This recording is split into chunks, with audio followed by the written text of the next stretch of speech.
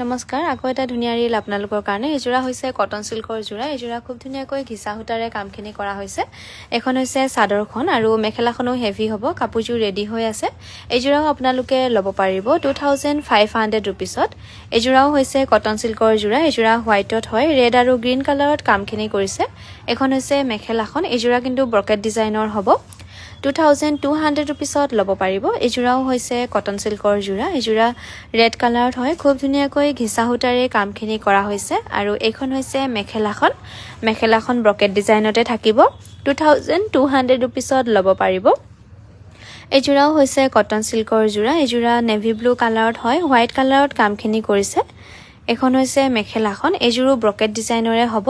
এজোৰাও আপোনালোকে ল'ব পাৰিব 2200 ৰুপিছত এজোৰা কিন্তু খুব ধুনীয়া হয় সিলভাৰ গুণাত কামখিনি কৰিছে এজোৰাও আপোনালোকে ল'ব পাৰিব 2200 ৰুপিছত মেখেলাখন হেভি হ'ব 2200 ৰুপিছত ল'ব পাৰিব